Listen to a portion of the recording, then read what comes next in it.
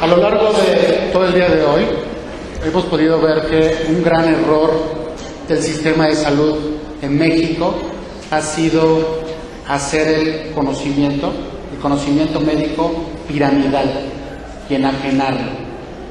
Eso siempre ha sido el gran error. Desde Porfirio Díaz, cuando se colegió a los médicos, ellos a través de este colegio que les dio la dictadura de Porfirio Díaz, empieza a dispararle hacia abajo a la medicina tradicional. Acaba primero con las parteras y después con los médicos generales, eso luego lo checo, y acaba después con los curanderos, y entonces horizontaliza y enajena el conocimiento. Esto va a colación a una pregunta que hicieron cuando llegué, escuché una pregunta de ¿en qué momento actúa el psicólogo y en qué momento actúa el psiquiatra? ¿En qué momento actúa la enfermera? Y entonces, es que no son actos. Somos un equipo, es el equipo médico. Somos un sistema. Entonces no podemos plantearnos labores divididas.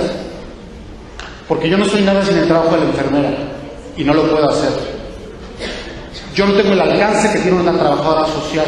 Y jamás lo voy a tener. Mi labor es clínica.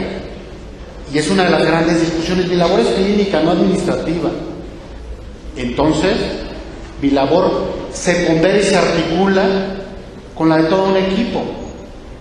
Y esta ha sido una de las consignas que se han tenido para reformar el sistema de salud en México. Ya no podemos esperar más de 9 meses, porque la historia natural de las enfermedades no nos lo permite. Yo no puedo esperar 9 meses a que el paciente tenga contacto con un primer nivel de salud, que luego lo mande con el psicólogo y después lo mande con un médico general. No me da tiempo. Por eso el Estado de México tiene uno de los mayores índices de suicidio. Está en el tercer lugar nacional. Y el sistema de salud, que somos todos nosotros, es responsable de atender esto. No podemos seguir difiriendo la acción y no podemos seguirla atomizando, porque esto es irresponsable. Decir es responsabilidad no, es responsabilidad del Sistema Nacional de Salud, que implica desde trabajo social, las TAPS, bueno, en mi época se llamaban TAPS o PRODIAPS, no sé actualmente, pero es una labor fundamental, es una de las grandes riquezas del Estado de México, porque es el primer contacto. Y de ahí nosotros tenemos la responsabilidad de acelerar el proceso. Esta presentación iba a ser un poco más clínica. Ahorita me voy a lo anecdótico, porque veo que afortunadamente la mayoría son enfermeras y creo que hay psicólogos. Entonces lo voy a dirigir a ustedes.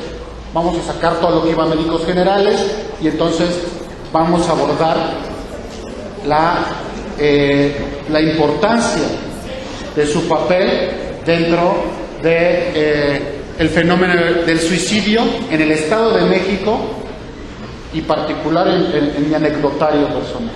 ¿Ok? ¿La que sigue? Cuando llegué al hospital, a un hospital general,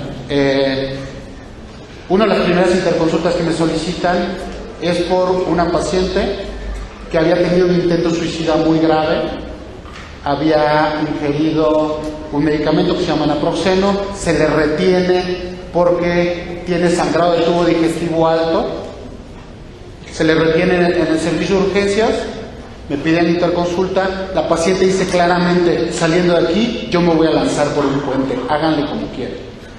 Eso es una causa absoluta, ese es un criterio absoluto de referencia de internamiento. Entonces, dentro de la interconsulta se les hace el pase. Recuerden el pase, que tiene 3 hojitas, blanca, rosa y amarilla. Es un pase que es un documento médico oficial que claramente consignado responsabiliza a todos los miembros del sector salud en atender a esa paciente. Entonces dejé el pasecito, ese que conocemos, sus dos sellos, el sello del jefe letal. Entonces lo tienen que estabilizar primero estabilizan el eje 3, que ya también lo conocen, o sea, hicieron que la paciente dejara de sangrar por medios clínicos y paraclínicos, y dejo la indicación con los internos. En el momento que esta paciente vaya a ser egresada, hablan con los familiares que les firme de que están de acuerdo y que se va a trasladar por sus propios medios a un tercer nivel de atención. Ya llego al otro día a la mañana, veo que la paciente ya no está, voy por mi hoja amarilla, porque es la que siempre tenemos que conservar, firmada, y entonces me doy cuenta que los internos me entregan el pase completo. La paciente no fue referida. Pues bueno, quien me conoce ya sabe que se me salió el demonio. Y entonces, ¿qué sucede? Esa es una gran falla. Esta paciente tenía un riesgo claro de suicidio. Sale el médico general, o sea, obviamente a los internos les fue como en feria, van y le dicen al médico encargado del turno, el cual llega sumamente enojado, que por qué había regañado a sus internos, porque la urgencia ya se había subsanado. Bueno, entonces, la única urgencia en psiquiatría es la ideación suicida, y más porque viene con una intencionalidad y con un antecedente.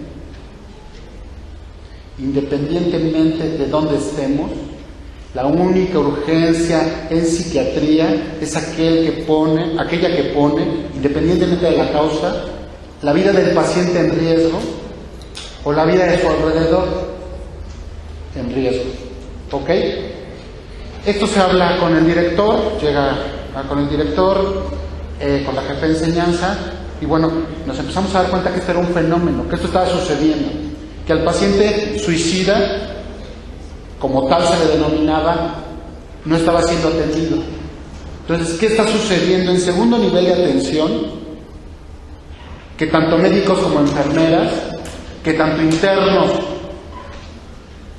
y trabajadores sociales consideran que el intento suicida o el riesgo suicida no es una urgencia. Y entonces se hizo una encuesta de opinión aleatoria, se agarraron a 30 personas del hospital y se les preguntó: ¿cuál es tu opinión sobre los pacientes con intento suicida que acuden a solicitar atención al servicio de urgencias? Y estas fueron respuestas, las que les voy a mostrar a continuación, fueron respuestas que se fueron presentando, tanto al jefe de urgencias y a todos los miembros del equipo de urgencias. La que sigue. Uno de ellos contestó, sinceramente: genera coraje. Tenemos tantos pacientes que llegan, estamos regularmente saturados, y que llegue un suicida nos viene a colmar el plato. Y se pregunta, uno le preguntan al paciente con intento de suicidio: ¿por qué lo quisiste hacer? En primero, una pregunta que inicia con ¿por qué? Es una pregunta para fastidiar. Pocas personas te pueden contestar el porqué de su conducta. Entonces, esta es una pregunta para dejar mudo a cualquiera en un área de urgencias. ¿Por qué lo hiciste?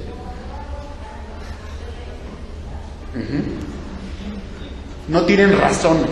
Y luego ya viene el juicio de valor. No tienen razones y no contestan nada. Y siguen preguntando por qué.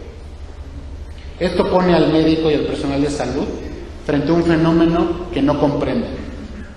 Y no todo lo que no comprendemos es locura. ¿Ok? ¿Aquí sigue? ¿Qué piensas? Por frustración. Esta es una frase relevante que se estuvo repitiendo. ¿Te frustra salvar una vida? Aquí los próceres de la vida, que en realidad ellos no quieren. Entonces, el intento suicida no es un trastorno, no surge de un trastorno, no es multicausal. No se ha estudiado que hay una serie de fenómenos que van desde lo biológico hasta lo social, que llevan al individuo a intentar aniquilarse. Pero como la vida es un regalo, entonces viene esto, lo moral. O sea, salvar una vida que después ellos van a dilapidar con un acuerdo. ¿Ok? Creemos que es un estúpido. por querer quitarse la vida. Este es todo más bravo, ¿no? La que sigue. Aparte de que dan más trabajo, se lo producen. O sea, se lo autoinfligen. Y entonces, por eso ya no. O sea, por eso ya no tienen acceso a los servicios de salud. Digo, enfermedades producidas por tabaquismo actualmente saturan nuestro sistema de salud. Los que cocinan con leña y tienen enfermedad pulmonar obstructiva crónica, ¿no se lo producen ellos solos? Pero como eso sí causa tumores, como eso sí se puede ver y escuchar, palpar, percutir, entonces sí es una enfermedad. Entonces sí tienes acceso. Porque aquí empieza el fenómeno de la discriminación dentro de los servicios de salud y la estigmatización a los pacientes con trastornos mentales. Y dentro de los equipos de salud, la estigmatización de los psicólogos a los psiquiatras. Médicos versus enfermeras, enfermeras versus trabajo social. Y entonces nadie trabaja en equipo. Somos como la mala yunta, ¿ok? No es una enfermedad, por lo cual no hay que darles tratamiento. Pues si no, no es una enfermedad, es un trastorno. Y hay una gran diferencia entre enfermedad y trastorno. La enfermedad mental, pues realmente no existe. Quien me traiga un enfermo mental, hacemos un tratado y nos volvemos millonarios. Porque las únicas dos patologías que se han aproximado a la categorización, en cuanto a trastornos mentales, a la categorización de enfermedad, y se han aproximado, y todavía no son consideradas como enfermedad mental, es la esquizofrenia y el trastorno afectivo bipolar tipo 1. De ahí en fuera, que son las que están más cercanas, la enfermedad mental no se ha aproximado a ese terreno. Los seres humanos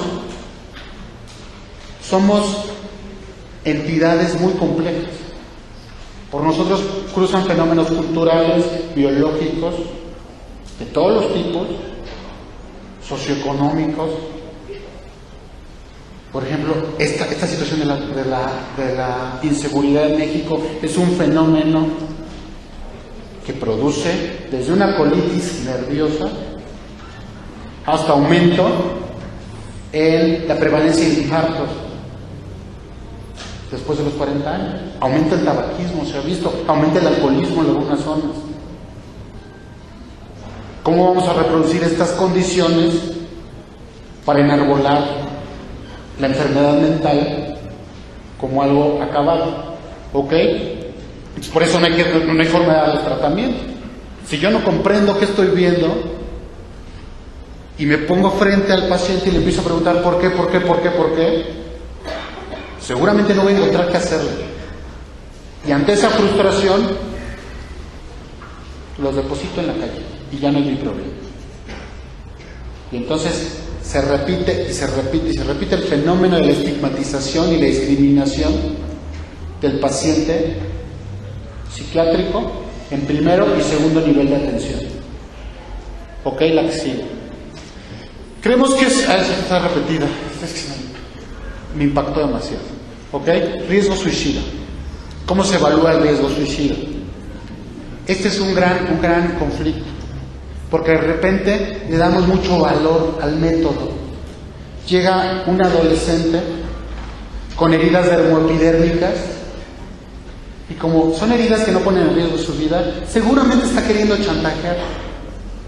Entonces lo regañamos, lo moralizamos, o si somos psicólogos le planteamos el paradigma entre el querer y el poder, lo dejamos así.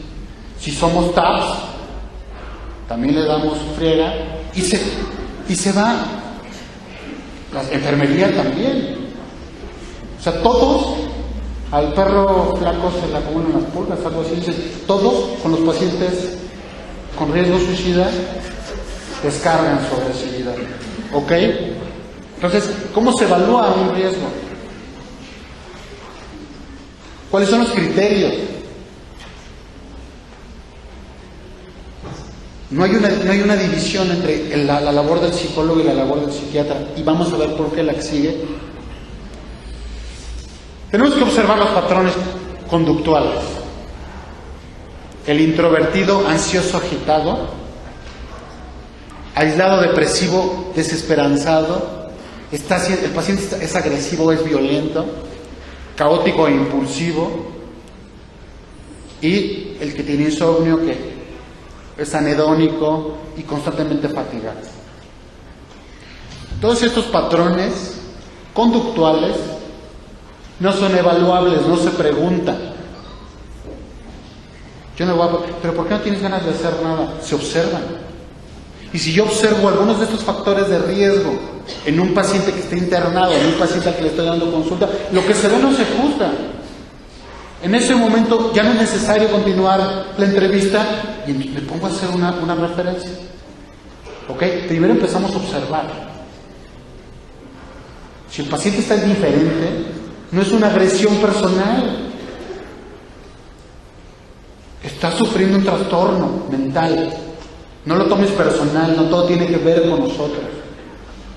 ¿Ok? Ese es un punto fundamental. Si el paciente es agresivo, regularmente viene la contraagresión. Tiene 20 minutos esperando, viene y me dice, pues, por mí tragas, y estoy que me muero de ansiedad, estoy muy angustiado, siento que me va a dar un infarto, y viene la contraofensiva. Pues me tienes muy mal alimentado, ¿eh? Y entonces, ¡pum!, se hace una a una y empiezan las dificultades. ¿Ok? Toda esta situación son fenómenos que vivimos en las áreas de urgencia. Empecé con Porfirio Díaz porque esa ha sido una de las grandes dificultades desde aquella época. Empezamos a importar protocolos de manejo internacionales que nada tienen que ver con nuestra realidad. Una guía de tratamiento del APA, a mí en el hospital no me sirve de nada. Porque sí, efectivamente, yo tengo que tener una trabajadora social que vaya a hacer una visita domiciliaria. Ajá. A mi trabajo social lo tengo haciendo estudios socioeconómicos. ¡Qué pérdida de tiempo! ¡Qué pérdida de recursos! Un estudio socioeconómico y están saturadísimos. Porque eso lo pide el Seguro Popular. O sea, ok, bueno, cumplamos con lo administrativo. E incrementemos los tiempos de espera. Y entonces yo, antes de ver al paciente, tengo que poner la categoría diagnóstica para que le hagan válido o no el Seguro Popular. O sea, no es enchilame otra, salud mental no es enchilame otra. Y se trata del actuar como equipo. ¿La que sigue? ¿Me voy rápido? ¿Cómo vamos a obtener información? El 60% de los pacientes presentan intentos repetitivos. No quiere decir que estén manipulando, quiere decir que están perfeccionando el método. Aproximarme a la muerte es un absoluto para cualquier ser humano. Tanto que cualquier situación de muerte nos puede poner en riesgo de presentar rumiación, suicidio. Entonces, los adolescentes, si hay una situación familiar disfuncional, totalmente de acuerdo. Pero ante el primer intento suicida, no lo dejes esperar. Vamos a las instancias correspondientes que puedan atender a este paciente de una manera pronta. Que tengamos una alta prevalencia en el Estado de México nos señala, algo está sucediendo. Tenemos que preguntar 3 preguntas a los familiares. ¿Ha existido, hay historia familiar de suicidios? ¿Alguien de su familia se ha suicidado? Una pregunta muy clara. ¿O ha intentado suicidarse? Hay personas que sufren algún tipo de trastorno psiquiátrico en la familia. Un fenómeno que se está dando mucho en las escuelas. Hay un intento suicida consumado. Hay un deceso en uno de los compañeros por muerte por suicidio, y se empieza a dar un fenómeno en masa. Y entonces, esto es algo que se tiene que evaluar. Por ejemplo, esto es algo que tienen que evaluar las escuelas, los directores. Y entonces vamos a primer nivel de atención y vemos la promoción. Actualmente, ¿qué lugar tiene la promoción en nuestro sistema de salud. O sea, porque la mayor parte de los directores no conocen esto. Tienen desconocimiento de esto. Y entonces no se puede activar el sistema. La que sigue. La enfermedad física discapacitante, enfermedades cosméticas son muy importantes, sobre todo en adolescentes. Fenotipo que genera exclusión, moreno, chaparrito. Y empezamos, ¿no? Obeso, el gordito. En el Estado de México, la condición de ser mujer sigue causando, es un gran factor de riesgo para intentos suicidas. Qué grave, ¿no? La condición de ser mujer es un factor de riesgo para que nuestra población intente aniquilarse. Nada más el simple hecho de ser mujer. Y obesidad, como ya lo habíamos mencionado. La que sigue. Tenemos también un fenómeno, el bullying. Estas son las cosas que tenemos que evaluar, pero lo más importante para pasarlo rápido es la relación entre los grupos. Entre los grupos que se forman en una relación escolar. La que sigue. Las adicciones. Se ha visto que los pacientes que llegan con intento suicida, 3 de cada 4 han tenido, en particular en hombres, han tenido relación o contacto con algún tipo de sustancia, mayor el alcohol. Empiezan a tomar, llegan a un estado de intoxicación y entonces eso precipita un intento suicida. Y entre más intoxicado esté el sujeto, de más letalidad es el intento. Es más grave. Y entonces aquí ya tenemos dos problemas: el abuso de sustancias y el fenómeno de base que está produciendo el intento. ¿La que sigue? La que sigue. Vamos a adelantar estas. Más del 50% tienen relación con el uso de sustancias. La que sigue. La que sigue. Es lo que les decía, todos los pacientes con un abuso de sustancias tienen una capacidad autolesiva real. Todos los pacientes con abuso de cocaína, que es algo que se está dando mucho, cocaína es igual a crack, a piedra, son sinónimos, tienen mayor posibilidad de incurrir en conductas sociopáticas, delitos, o en presentar un intento suicida. ¿La que sigue?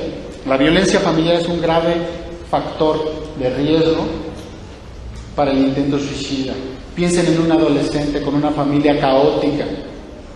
Hay circunstancias de la dinámica familiar que uno las escucha y dice, si yo estuviera ahí en medio también atentaría contra mi vida. Es una situación tan grave y tan degradante para las familias que implica una destrucción. Los núcleos perversos o se separan o se destruyen, no hay otra. Y entonces muchas veces la pérdida de un miembro de la familia detona la separación del núcleo disfuncional. Y entonces ya ven al respecto de la muerte de fulanito, lo idealizan, depositan en ellos la mayor parte de las broncas familiares y lo entierran. Y siempre es el tercero que está ahí. ¿Ok? Son fenómenos más complejos, pero disfunción familiar, golpes, gritos, violencia económica, violencia psicológica, triplica el riesgo suicida. Entonces, referencias, detección y referencias. ¿Ok? La que sigue.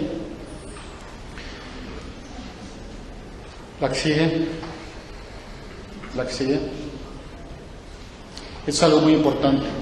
En una diapositiva anterior, entre el 40 y el 70% de las mujeres que son abusadas, abusan a su vez de los hijos.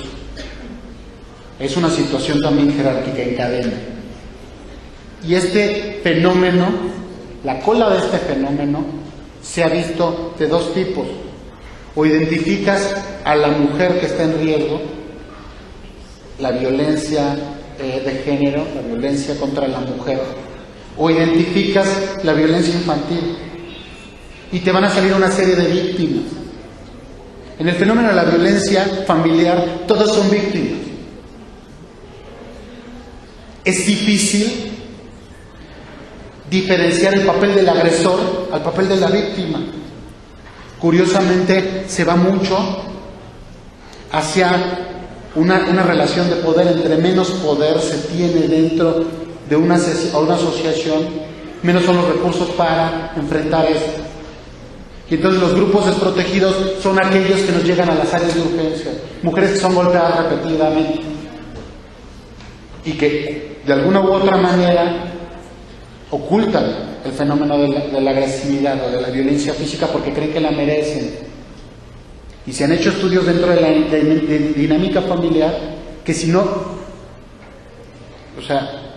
es que la merezcan, hay una relación articulada entre todas las condiciones que precipitan la violencia. Por ejemplo, se ha visto que en el curso de una discusión, evitar que un varón latinoamericano salga por la puerta, porque si hay un punto donde dice ya me voy, exploté, tratan de irse, la mujer quiere esperar una respuesta, se pone enfrente y es un gran error detener el camino. O sea, sí, vete ya, es una situación dada, vete, tómate, despéjate. En estudios dentro de la población que sea, cuando funcionaba la unidad de violencia familiar en el Hospital General de Naucalpan, estos estudios se hacían. ¿Cuál era la dinámica? ¿Cómo se concatenaba? Y entonces, no hay programas para los agresores, por ejemplo. En el Estado de México no hay. Entonces, aquí también hay un fenómeno de exclusión genérica. El hecho de ser hombre es igual al hecho de ser agresor y para ti toda la fuerza de la ley. Pero sí es una dinámica y siempre se ha sabido. La que sigue. Este también es un punto muy importante. Por el hecho de ser mujer, la mayor parte de la violencia psicológica la ejercen las mujeres hacia las mujeres. Los hombres tienden más a la violencia física. Las mujeres tienden más hacia la violencia psicológica. Y entonces tenemos un patrón. ¿Por qué esto es muy importante y por qué me estoy deteniendo aquí? Tenemos un alto índice de suicidios en adolescentes. Y ya se está perdiendo la relación entre hombres y mujeres. Antes se creía, o era clásico en las clases de psiquiatría, decían, es que los hombres regularmente tienen métodos más violentos para suicidarse. Entonces, tienen menos intentos suicidas, pero cuando lo hacen de una forma muy violenta. Eso ya no se está presentando. Otra, las mujeres tienen métodos menos violentos y por eso tienen más intentos suicidas. Eso tampoco. ¿Ok? Es un paradigma que ya está en desuso. La que sigue.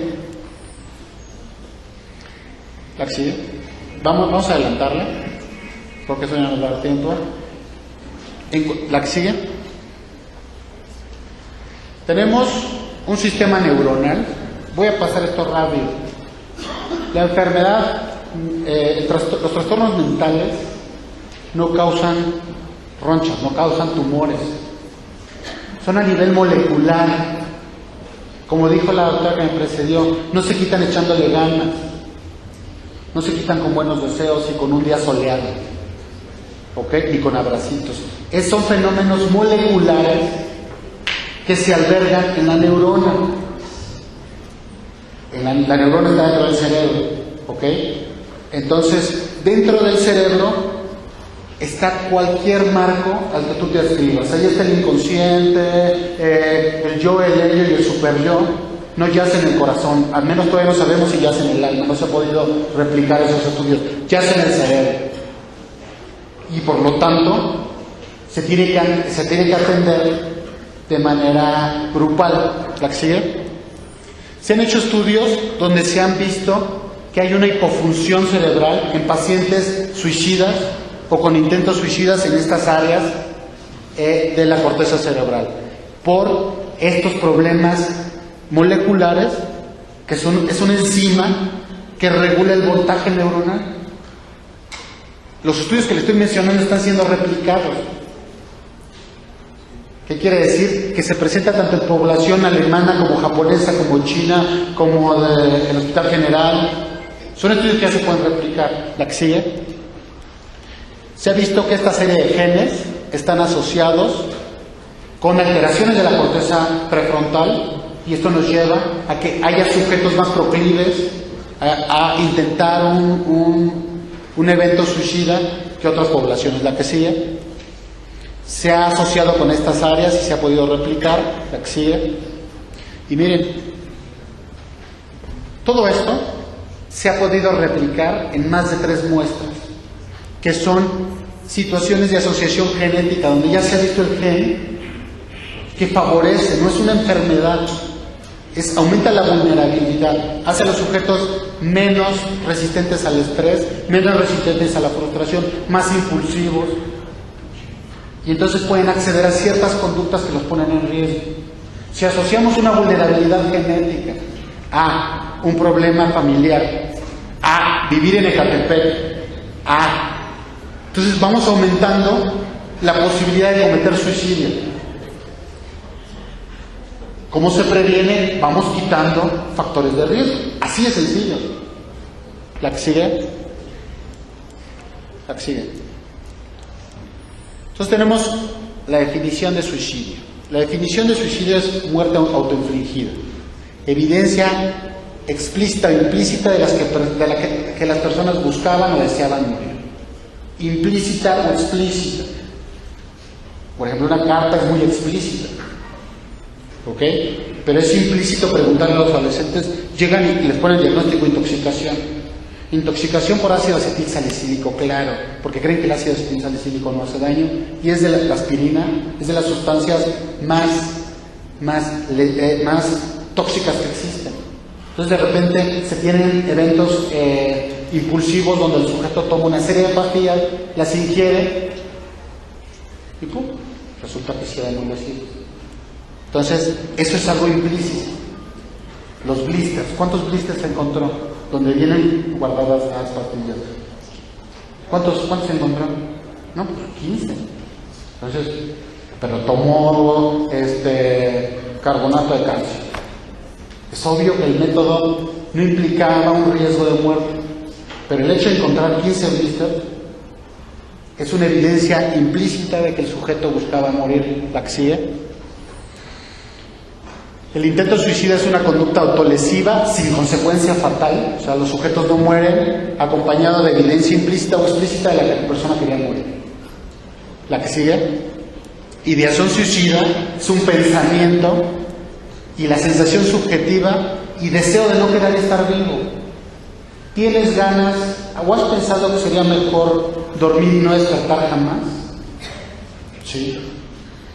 ¿Has pensado algún día en la muerte como una solución a la circunstancia que estás viviendo? Sí. O silencio, ¿no? O abre los ojos. ¿Has intentado matarte? Entonces, existe la sensación subjetiva y hay una reacción. Sin embargo, es complicado que un ser humano acepte que se quiere aniquilar, porque cruza por algo, aparte de todos los fenómenos que están en nuestros hospitales, en nuestras clínicas, en nuestro quehacer, aparte de todos esos fenómenos que estigmatizan al sujeto, la palabra loco, psiquiatra, te voy a mandar con el psiquiatra, espantan los psicólogos, tú ya estás para psiquiatra, ya estás para hospital psiquiátrico. O sea, muchas veces la ignorancia es muy atrevida. Estás tomando antidepresivos, te vas a volver adicto a los antidepresivos. Y son diálogos que siguen estando en nuestra mente, como médicos generales, como enfermeros, como trabajadores sociales. Los psicofármacos causan adicción. Pues sí, pero en la época de mi abuelo, o sea que teníamos 3 medicamentos, electrochoques y choque insulínico, como en cualquiera de las ramas de la medicina. Cirugía, la operación de la piedra, ¿no? Te abrían por el perine y te metían la mano a los riñones, sacaban la piedra y todos morían en esa. Pues sí, somos salvajes, claro. ¿Ok? Pero eso no implica tener prejuicios al respecto a los medicamentos. Muchos de los expositores que me precedieron hablaron de una palabra, benzodiazepinas. Las benzodiazepinas es el diazepam, el clonazepam, alias el ribotril, el papil. Desconocer el empleo de los medicamentos nos ha llevado en México a que actualmente dicen, no, los mexicanos son muy irresponsables, vengan, las prescripciones de antibióticos, vengan, porque ya no es posible manejar las resistencias bacterianas, porque para cualquier cosa nos echamos la ampicilina, tengo gripa, venga la ampicilina. Entonces, uno, sí, ok, estoy de acuerdo, tal vez los mexicanos somos irresponsables, ese es un factor de riesgo. Dos, el acceso a los servicios de salud está del pepino. Entonces, aventarme 6 horas esperando una consulta en el centro de salud, donde voy a llegar y me van a dar 28 fichas, yo soy la 29, y ahí ya me fastidié, voy con el de la farmacia, con el doctor Simi, venga, mi ampicilinazo, y se acabó. Lo mismo sucede con las benzodiazepinas, voy con el médico general, o la comadre me dijo, mira, tómate este medicamento, y me pongo bien, y digo, ¿para qué me voy a sufrir? La responsabilidad la tenemos todos. ¿La que sigue? Esta es una serie, este es un dibujo de una chica que ha intentado suicidarse en varias ocasiones. Muchas veces solamente este tipo de gestos llevan a las personas de alrededor a sospechar de una intención suicida. La que sigue, esto es implícito, aquí no está diciendo quiero morir, pero es interpretativo. La planeación suicida es una idea intencionalizada de acabar con la vida, acompañada de evidencia explícita o implícita de la que persona quiere morir. Esto lo estoy repitiendo. Espera el momento, siempre están en espera del momento apropiado para suicidarse y del impulso para suicidarse. Nada más que se me quite tantito el sueño, voy a intentar suicidarme. Por eso al inicio de los antidepresivos, yo vi que les explicaban mucho, por ejemplo, el usar fluoxetina en particular, alias el Prozac, al inicio del tratamiento, en pacientes muy deprimidos, les da la capacidad vital para atentar contra su vida. La depresión es un factor protector. Es un factor homeostático. ¿Qué quiere decir esto? El cuerpo sabe que si continúa el trastorno voy a intentar suicidarme, suponiendo que así se transmiten los impulsos a través del ADN y todo esto. ¿Ok? Entonces, iniciar un tratamiento farmacológico en depresiones de moderadas a severas, con inhibidores selectivos de la recaptura de serotonina, le va a dar la capacidad vital al sujeto para que entonces sí vaya y se suicide. Y entonces salen las grandes alertas de la fluoxetina es causa de suicidio. No es la fluoxetina. Fue la indicación. O sea, fue el no saber utilizar los medicamentos. La ampicilina no es el diablo. O sea, es la distribución, es el acceso que teníamos a ese antibiótico y las resistencias que generaba. Eso sí es nuestra responsabilidad. Es que yo soy médico general. ¿Y eso qué? Tú tienes la responsabilidad de saber tratar estos trastornos. ¿Por qué? Porque vienen en tu currícula. Si no se les da el suficiente peso y se les hace fantasmagórico tratar la depresión, ese es problema de quien prescribe el medicamento y es una responsabilidad. Y actualmente los pacientes ya tienen muchísimo más conciencia de sus derechos y no saben por qué se suicidó y no lo entienden y no les interesa, pero sí saben que lo llevaron con un médico que no lo atendió y por su culpa se suicidó. Y entonces ya saben que hay algo que se llama CONAMED. U otra palabra muy temida, denuncia ciudadana. ¿Cómo nos da miedo esa palabra? En el buzoncito, ¿no vemos algo en el buzoncito transparente y decimos, ¿será mía o no? ¿Será para mí? Entonces los pacientes actualmente tienen más claridad de que tienen derecho a, como dice el comercial, médico, tratamientos y medicinas.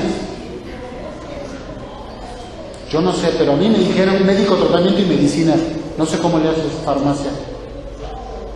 Ok, entonces tenemos esta cognición y esta intencionalidad y tenemos todos los fenómenos que lo van llevando, que van mutando este fenómeno. La que sigue. Método o acción cuyo objetivo es terminar con la vida es la letalidad. Esto es muy importante. Muchas veces decimos, pues no tenía la intencionalidad de morirse. Se tomó los chuchitos de la abuelita que eran homeopáticos. La pregunta fue la intencionalidad. ¿Qué tanta intención tenías que de morir? No morir, eso no es mi problema. ¿Ok? Pero si sí tenías intencionalidad, eso aumenta el riesgo.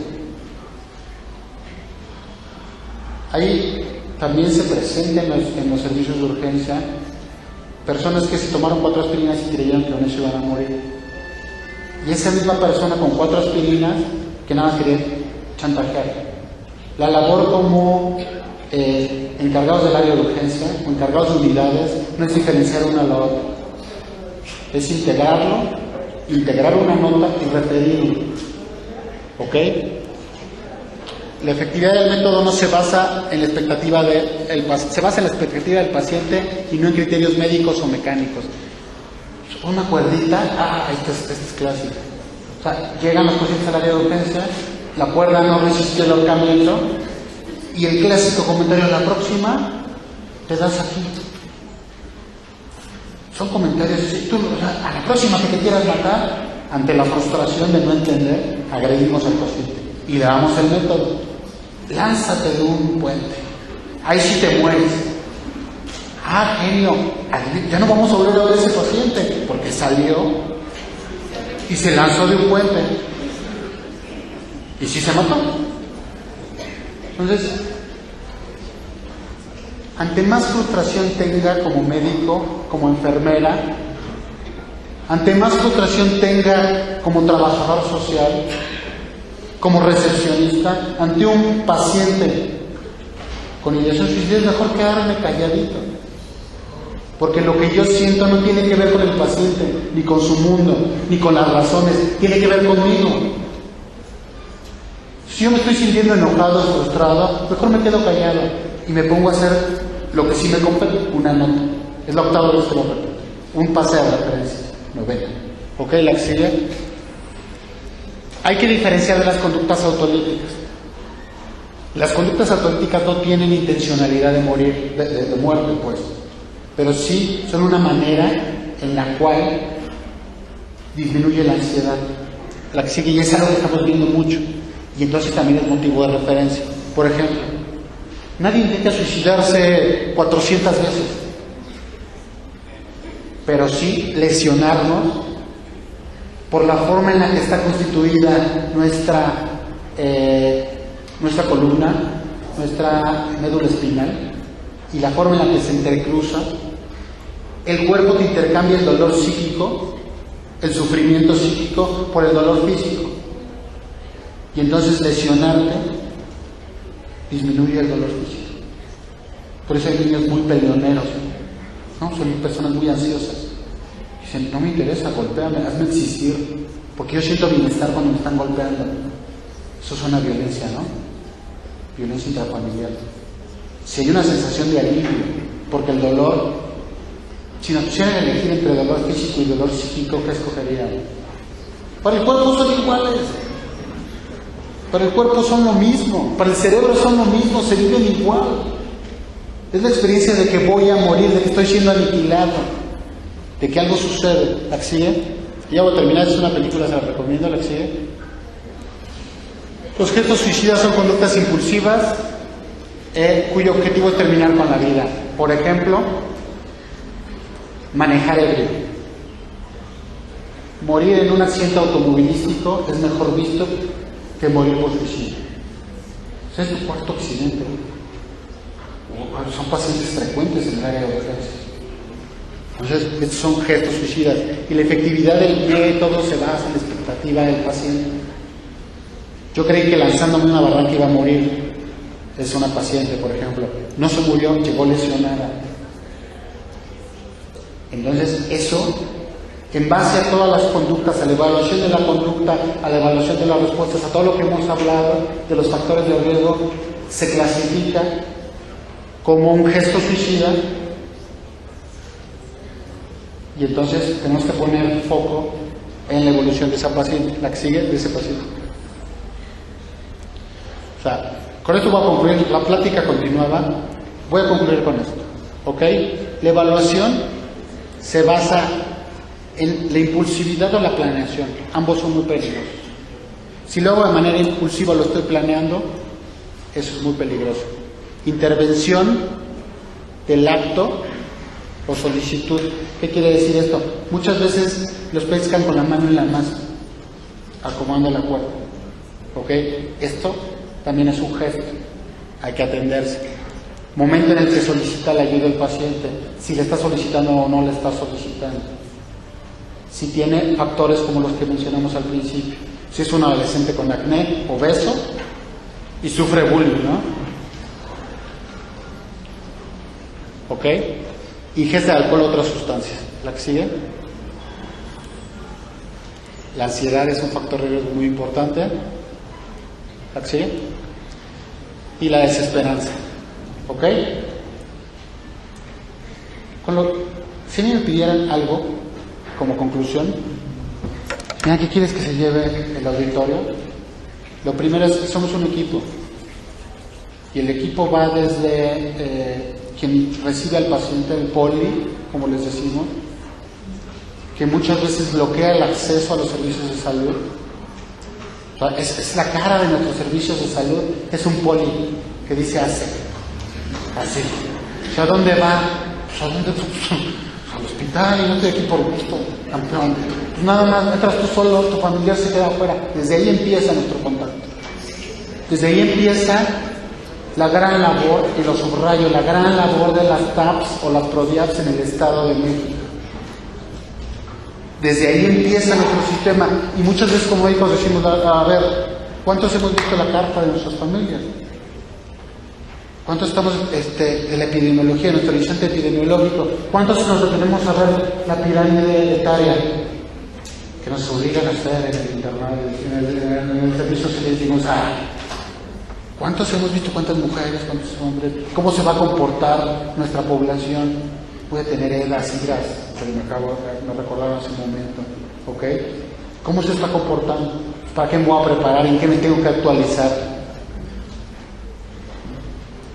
Ese es otro punto. Trabajo social, la labor de las trabajadoras sociales es muy importante. Tenerlas haciendo estudios económicos es una gran pérdida de capital humano en el Estado de México. O sea, uno de los factores que se tiene que articular es captar al paciente y que la trabajadora social hable al hospital de referencia, a Granjas La Salud, con el nombre de la directora de Granjas La Salud. Tenemos este caso, va a ir para allá. Llega en tanto tiempo, va por sus propios medios, va con un pase. No le estoy preguntando si me lo puede recibir o no, le estoy diciendo que va para allá. Me sello, firmo, hay una tarjeta en el ISEM para reportar eso, firmo, sello y se va al expediente. Entonces, si yo no envío nota de contrarreferencia, estoy incurriendo en una falta administrativa. Todos esos mecanismos lo tenemos que saber. Porque efectivamente el sistema de salud está rebasado, pero esto es lo que tenemos y con esto tenemos que seguir adelante. Entonces, mientras tanto, hay que acelerar, mucho se pierden los procesos administrativos. Si reducimos esos procesos administrativos, podemos aumentar nuestra capacidad. Y hay la mayor riqueza que tenemos es el capital humano. Y antes que sufra desesperanza al interior de nuestros hospitales, porque nosotros somos los responsables como directivos, como médicos, de la desesperanza que va sufriendo el personal. Entonces, alentar el buen funcionamiento de los procesos administrativos le puede salvar la vida a alguien. Y no es que nosotros se la salvemos, es que ese es el sistema y es una responsabilidad del Estado brindarle acceso a los servicios de salud a la población, así de fácil. y es nuestra responsabilidad. Entonces, hay muchísima riqueza en el instituto, muchísima, pero la riqueza está en el personal de salud. Ya no está en las instalaciones, se están generando nuevas instalaciones, pero todavía estamos pugnando porque se articulen de manera horizontal a las coordinaciones. El Capacit, por ejemplo, todo está pugnando por pegarse, no le das mi caso, yo soy parte de ti. Los servicios de salud mental están haciendo una gran labor para ser conocidos. Refiéreme pacientes, brother, refiéreme pacientes. Empezaron a hacer la referencia y claro, ya está saturadísimo, se saturó el servicio. Los CAPs están también tratando de incorporarse al sistema de salud del Estado de México. Mientras esa reforma se da, que ya la tenemos en nuestros municipios, es nuestra responsabilidad como prestadores de servicio conocerla, conocer lo que sí sirve, por ejemplo, el sistema de referencias y contrarreferencias. Si tú lo haces bien, con sus sellos y todo como va la norma, saben que hay un órgano dentro del Estado de México que se encarga de vigilar los pases, y que pobre de ti si te pescan un pase al cual no le diste referencia. Nada más basta una denuncia ciudadana para que te hable tu director y te diga: a ver, Aranda, ven para acá otra vez tú, ven, tienes este pase, dime, porque a mí mi jefe me está diciendo que tú. Eso sí funciona, no todo dentro del instituto es malo. Tenemos que poner foco en lo bueno y entonces sí aproximarnos al fenómeno de la salud mental como algo que está a nuestro alcance, como algo que es nuestra responsabilidad y como es algo que es nuestra labor hacer, ¿ok? Pero que la síntesis de la sesión les haya servido. Cualquier cosa la van a tener disponible y también está disponible en internet en algunas direcciones que vienen ahí. La pueden tener disponible. El blog es arandai.blogspot.com. Le puede dar la que ahí está. También por Twitter. Y es la misma dirección para Gmail, para todos. Entonces, los materiales que necesiten, el número del formato, las leyes orgánicas, las intervenciones, de repente tenemos que estar batallando con el seguro popular. Entonces, conocer el cauces es nuestro fundamento. Si nosotros no conocemos el cauces, como psicólogos, como psiquiatras, no sabemos nuestras riquezas. Acaban de reducir el catálogo desde la Federación de Medicamentos. ¿Ya sabían? ¿Ya sabían que nada más tenemos sertralina y fluoxetina y que quitaron el citalopram? ¿Qué le vamos a dar a los pacientes del Capacit? De entrada, ¿no? Si ya me bloquearon el citalopram, ¿qué les voy a dar? Y saben también que se están haciendo compras, que por ese error administrativo el Seguro Popular tiene que volver a etiquetar esos medicamentos. Si nosotros, y esa no es mi labor, estoy de acuerdo, pero si nosotros conocemos nuestra normatividad, somos más sólidos en nuestro quehacer. ¿Ok? Entonces, referencia al respecto de todo eso. Sinceramente, porque sí, no tenemos ideación suicida, pero sí homicida a veces. Contra todos los obstáculos que se nos ponen para poder atender a los pacientes. Esa hoja de referencia, tengo 30 años en la institución y he recibido contrarreferencia 1 en 30 años. El segundo y tercer nivel. Si es cierto, nada más tenemos fluoxetina y sertralina. Y todos los anticíclicos que quieran. Y además es precisamente donde dan a veces 3 o 5 cada vez que nos surgen, cuando usted dice la incidencia de depresión. Ahora, ok, estamos hablando del público. ¿Y qué pasa con nosotros, los seres humanos, para nuestra depresión y para nuestra desesperanza? ¿O cómo acceder también como usuarios de los servicios Aquí hay algo muy relevante y le agradezco la pregunta.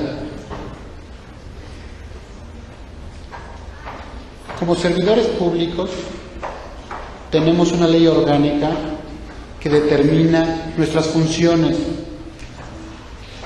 y muchas veces desconocerla nos lleva a incurrir en esta frustración. Se ha visto, por ejemplo, los indicadores en enfermería. Voy a poner un indicador de enfermería. Un indicador de enfermería internacional es que se deben de tener 2 enfermeras con especialidad para un paciente en unidad de cuidados intensivos. Tómala. Y muchas veces hay una enfermera para 4 camas en unidades de cuidado intensivo en el Estado de México. Y con todo puede. Y con todo no se le caen los dedos y con todo sacan adelante el trabajo. Pero desconocer esto que viene en nuestras leyes, o sea, en el contratito que firmamos y todas las letras chiquitas, desconocer eso, muchas veces llega al encarecimiento de nuestra labor. Esto en referencia a, efectivamente, de tantas referencias, me han llegado tantas contrarreferencias. Yo como médico soy responsable de ese comentario. ¿Cuántas contrarreferencias he enviado a primer nivel de atención cuando refiero a los pacientes?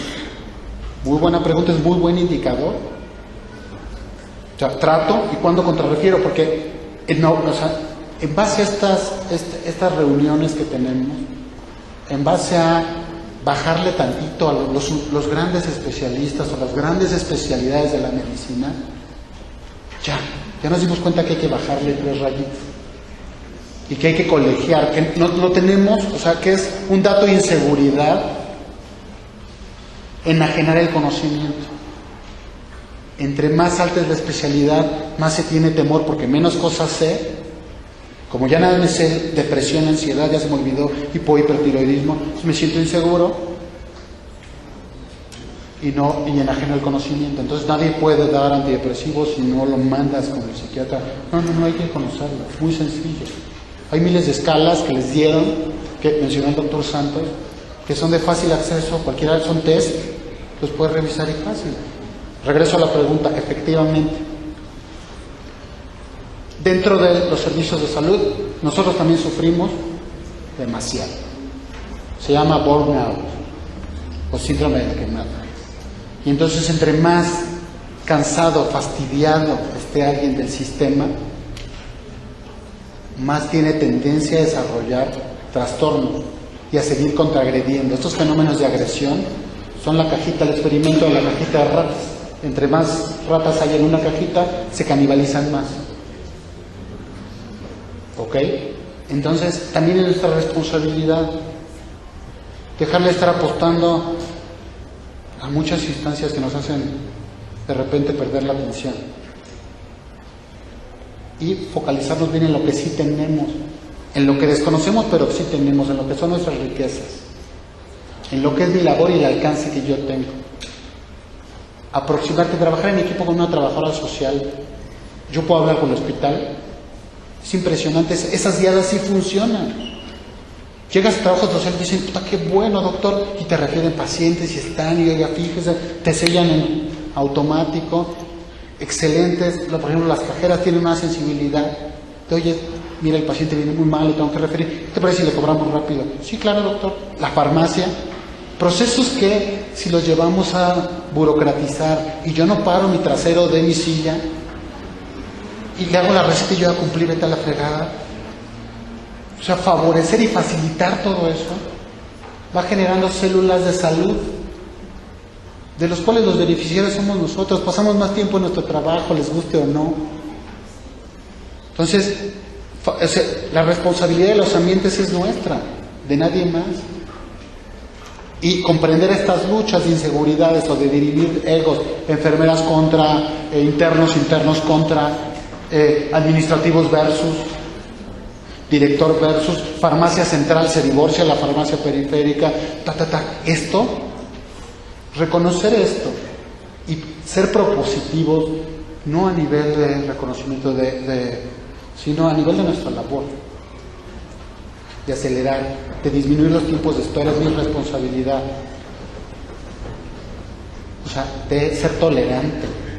O sea, el paciente sufre insomnio, llega 15 minutos tarde a su cita, pues sí, teacher, es como si llegara un niño convulsionando y te enojaras porque llega convulsionando. Obviamente un paciente deprimido va a llegar tarde o se le van a olvidar las cosas.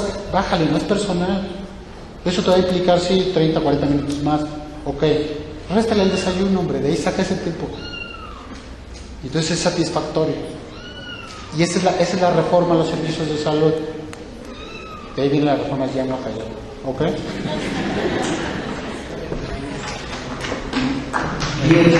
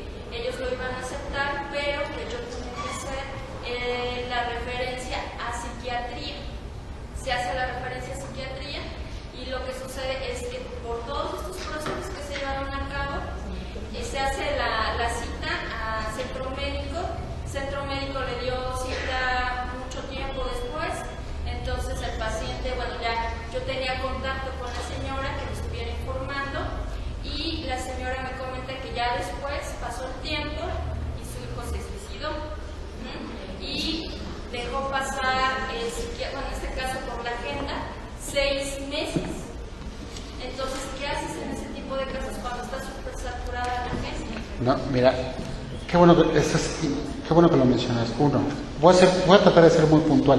Ese caso, tu responsabilidad, hay un comité en el ICEM, ahorita no me acuerdo del nombre, ya se me fue, o lo tengo bloqueado acá. El COCASEC.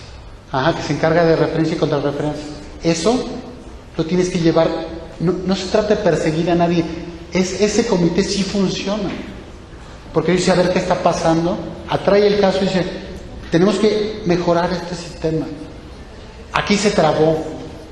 Te toman el pase, dicen, a ver doctora, venga. A ver licenciada, venga.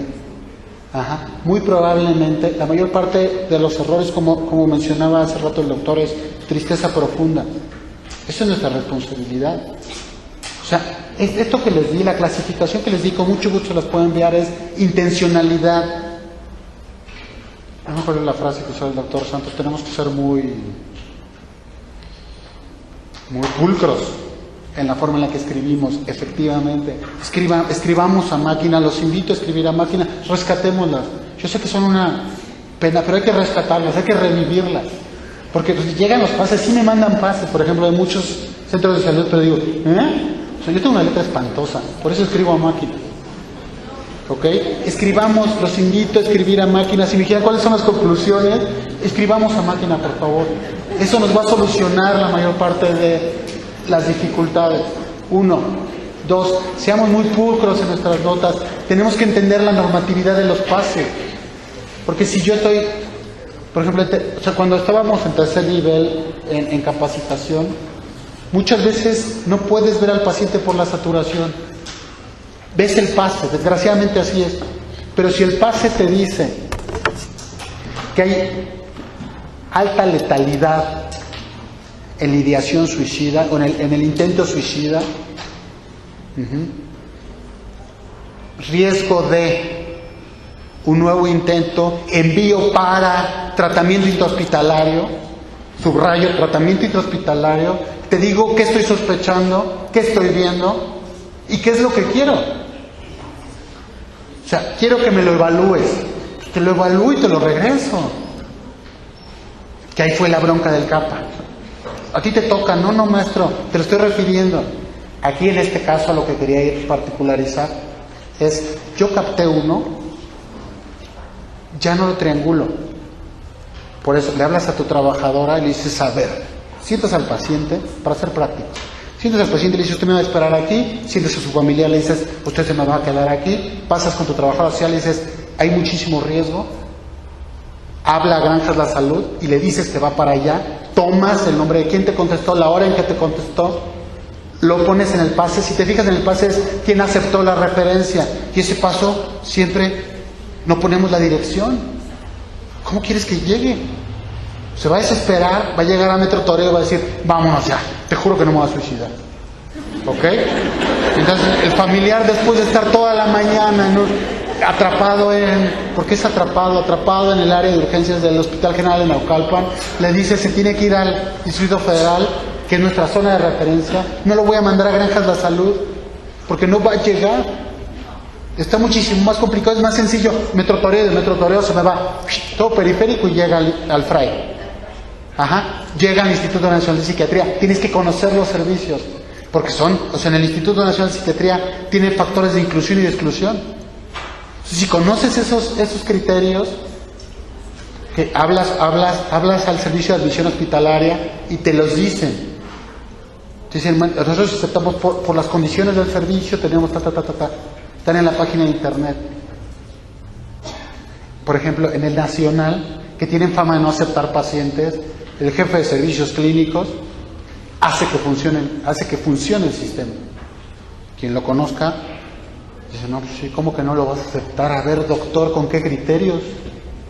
Y en serio, es complicado estar allá. En el Fray igual. Si tiene bien documentado criterios, dicen adelante, si va por un Secosam, va por un Secosam. O sea, a ese nivel se dan las situaciones. Entonces, en particular, lo que tienes que hacer es sentar a tu paciente, apoyarte al trabajo social. Es un SEAPS. Pero, perdón, el Secosam son centros comunitarios de salud mental que hay en institutos federales a los que se refiere el doctor. Okay. Que en el Fray lo valoran, si no necesita estar ahí, lo refieren a... que serían nuestros CISAMES de aquí del Estado de México. Los centros integrales de salud mental. Perdón. ¿Perdone? Sí, no, gracias, doctora. Pero sí, en tu modelo, ¿sí sabes que en tu modelo hay trabajo social? Bueno, es un ser por... Sí sabes que en el modelo original, entonces ya te diste la cuenta de la importancia. Entonces, si llevas eso al comité, no sé dónde estaba trabajo social, es que no tenemos. Esta es una excelente conclusión, yo creo que esta es una excelente conclusión, yo con esto me quedo, efectivamente. Y las preguntas que hicimos subrayan la principal riqueza que tenemos en el Instituto de Salud del Estado de México y nuestro capital humano. Ahí está. ¿Ok? Bueno, fin.